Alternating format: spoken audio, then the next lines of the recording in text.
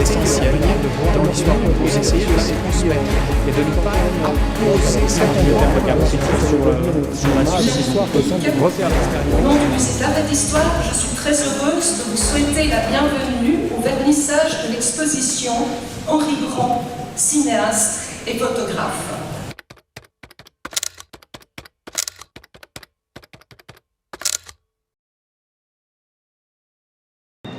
Qu'est-ce qui vous frappe dans l'œuvre d'Henri Brand ? Il y a plusieurs raisons, disons, à cette célébration dans le cadre d'un musée. C'est d'abord, et c'est un point très très important, la possibilité que l'on a sinon de reconstituer, du moins d'évoquer ce qui a été l'expérience de son œuvre la plus célèbre, La Suisse s'interroge, à l'Expo 64, donc à Lausanne en 1964. Qui était une nouvelle forme du cinéma où on passait d'une salle à l'autre, on cheminait comme ça à travers des films qui jetaient un regard critique sur la Suisse, et donc on peut refaire l'expérience de ce parcours à travers les films ici. Et puis au-delà, on a essayé de faire réémerger la grande richesse de son œuvre avant et après l'Expo 64, avec ses films, disons, critiques sur la Suisse, mais aussi ses nombreux films, comme ici, sur l'Afrique notamment. D'ailleurs, on a une photo derrière nous, très particulière, on le voit au milieu de villageois en Afrique, avec son enregistreur. Qu'est-ce qu'elle vous inspire, cette image ? Alors, ce qu'on voit ici avec Henri Brand qui en fait enregistre des sons, c'est à quel point son travail ne se résume pas à son travail de cinéaste, puisqu'il a été effectivement aussi chasseur de sons, disons, et puis surtout photographe. Et une des raisons d'être de cette exposition, c'est de faire redécouvrir sa photographie, puisque à côté de ses films, où souvent plusieurs de ces projets de films, en fait, étaient à la fois des projets de films et des projets de livres. Il a laissé des dizaines de milliers de photographies dont on peut remontrer une partie aujourd'hui.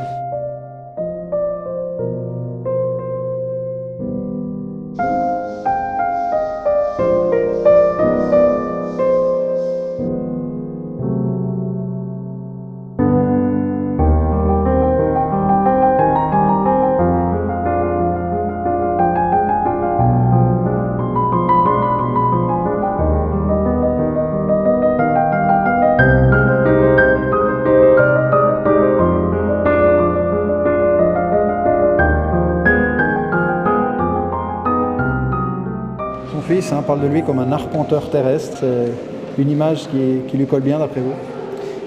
Ce qui est remarquable chez lui, c'est non seulement qu'il est parti découvrir le monde, mais qu'il n'a cessé de faire des allers-retours entre le monde et la Suisse, et qu'il a vraiment cherché à appeler ses contemporains à considérer ces régions du monde, a priori tellement étrangères l'une à l'autre, de façon conjointe, de façon globale.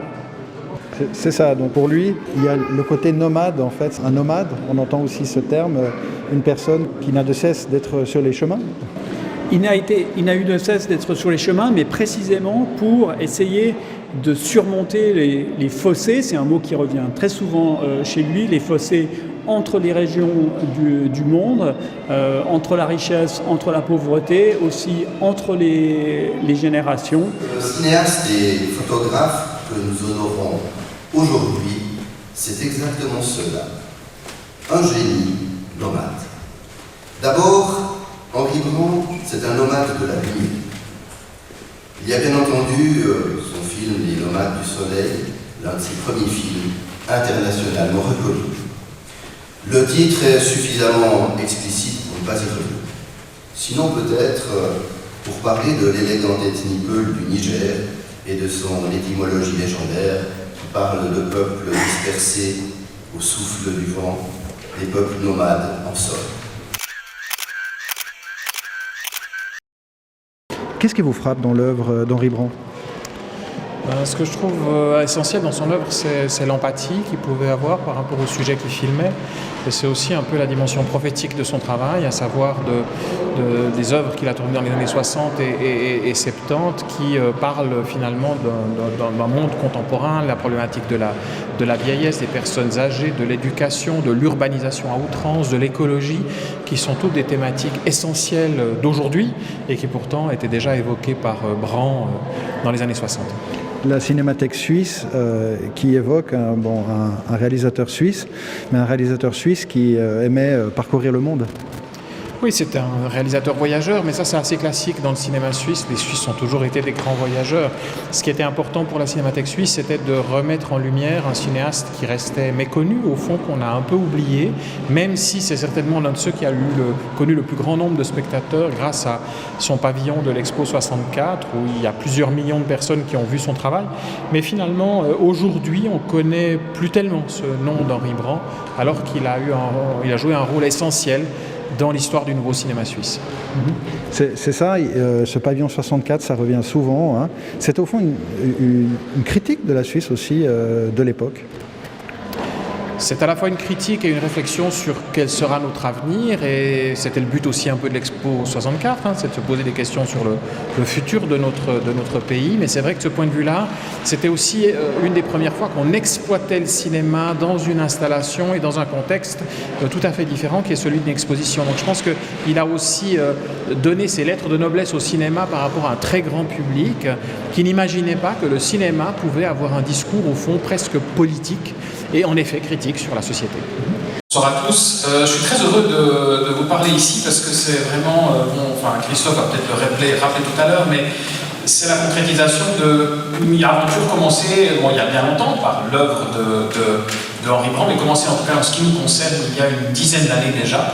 Donc c'est vraiment une concrétisation d'un projet aujourd'hui, et symboliquement pour nous c'est très très important. Mais ce projet il démarre encore avant.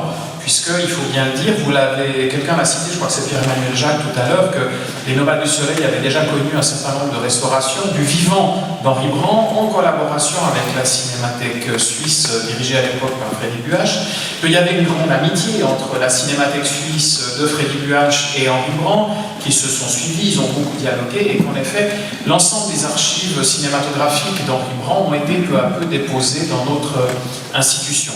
Dans ces images qu'on a derrière nous, est-ce qu'il y a quelque chose qui vous frappe si vous les regardez à l'instant ? Ce qui me frappe surtout, c'est la diversité. C'est cet extraordinaire voyage, un périple de 4 ou 5 ans autour du monde pour, à travers une série télé, Chronique de la planète Bœuf, et un long métrage, Voyage chez les vivants, qui est au fond une espèce de l'état des lieux du monde au début des années 70. C'est un boulot titanesque fait par une petite équipe de 3 personnes et qui réussit à au fond donner un précipité du monde moderne d'une façon assez extraordinaire et qui est encore valable aujourd'hui. Vous dites moderne, on parle aussi de modernité dans le travail d'Henri Brand.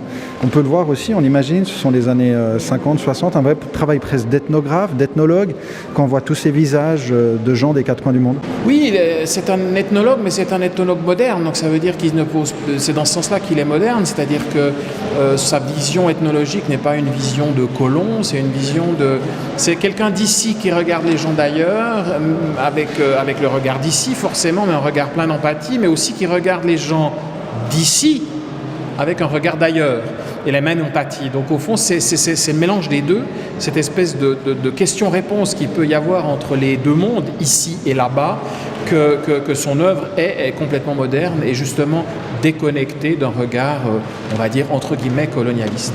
Quand vous dites empathie, on imagine mise en valeur aussi des gens, de l'histoire de chacun, de l'individu. C'est ça, la mise en valeur qu'il fait, c'est ça son empathie ? Je pense qu'un bon exemple, c'est évidemment l'un de ses films les plus célèbres, Quand nous étions petits enfants, où il décrit à la fois une école de tailleur, à la Brévine, et de l'autre côté la vie des gens pendant 4 saisons, et ce lien entre la famille et les enfants. Et son regard, son empathie, c'est d'être proche des gens, de respecter leur manière de voir le monde et d'essayer de la transmettre, et de ne pas apposer sa propre vision ou son propre discours sur ces gens-là, mais au contraire de faire ressortir ce qu'il y a de vrai chez ces gens-là, qu'il s'agisse des gens de la Brévine ou des Peuls ou Odabé du Niger.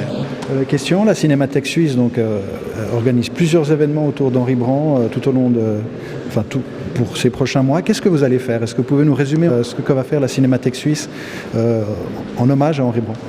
Alors, la Cinémathèque a restauré pendant plusieurs années l'ensemble des films les plus importants de Henri Brand et aujourd'hui elle les présente, c'est-à-dire qu'on les montre dans le cadre d'une grande rétrospective qui a lieu à partir de maintenant et jusqu'à fin décembre à la Cinémathèque suisse à Lausanne, mais aussi va faire circuler ces films dans l'ensemble de la Suisse, que ce soit grâce à Passion Cinéma ici à Neuchâtel, mais aussi à Delémont, à Genève et dans plein d'autres villes de Suisse romande.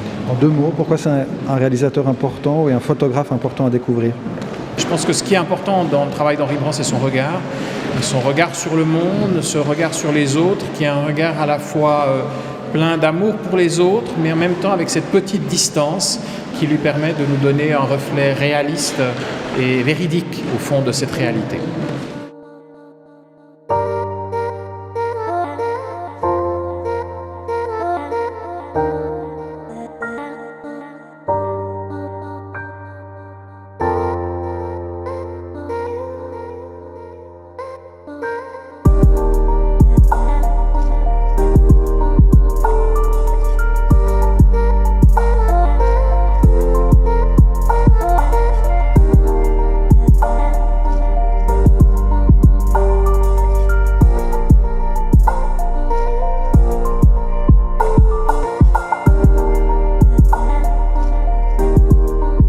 Henri Brand s'est absenté de nos vies en 1966, en partance pour filmer et raconter La planète bleue. Il n'en est vraiment jamais revenu et a disparu totalement et définitivement en 1968. Nous le reverrons un peu, parfois, rarement. Bref, comme souvent dans ces histoires, ce fut compliqué. Un jour de printemps 89, mon frère Jérôme m'a appelé. L'ISCP, l'Institut suisse pour la conservation de la photographie, était alors établi au 14 faubourg de l'hôpital et le téléphone était encore relié à un câble. Jérôme était inscrit à un cours de 3e cycle à l'université de Genève. Il était en retard. Il entra alors dans une cabine téléphonique et inséra quelques centimes pour me joindre. Comme souvent, je fus laconique et ma réponse fut oui. Oui, va le voir et le rencontrer. Jérôme entra ainsi au 34 chemin du Vallon à Genève et affrontera celui que nous n'avions pu croiser depuis fort longtemps, un grand gaillard, fort, puissant. Qu'est-ce qui vous a frappé dans cette exposition, hein? Vous l'avez visitée? D'abord, elle est très intéressante.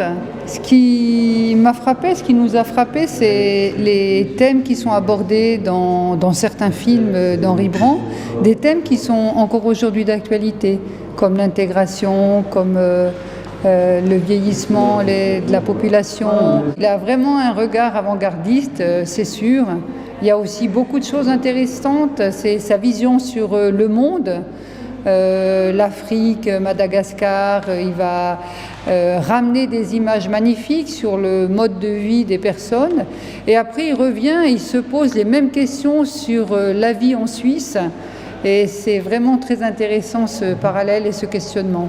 Et pour vous, qu'est-ce qui vous a marqué?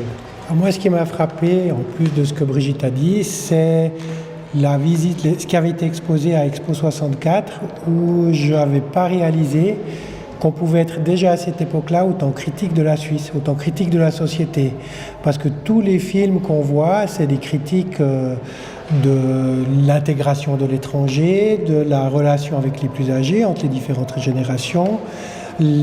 Quel est notre objectif d'humain, de bonheur? Est-ce que vraiment notre organisation de la société en 64, elle est vraiment avec l'objectif du bonheur des gens? Ça m'a frappé que déjà en 64, on se posait finalement la question qui est tout à fait actuelle aujourd'hui en 2021.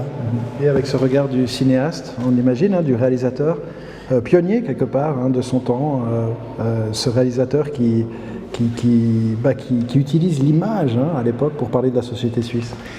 Avec aussi un côté caricatural qui s'amuse de faire en observant justement dans l'organisation d'une famille de parents avec un enfant, où il s'amuse à être caricatural. On a l'impression de voir un film moqueur de la société de 64, mais finalement je suis convaincu que s'il avait pris une famille en 2021, au lieu de lire le journal et madame de regarder l'article de mode, c'est exactement les mêmes images, simplement on regarde notre téléphone.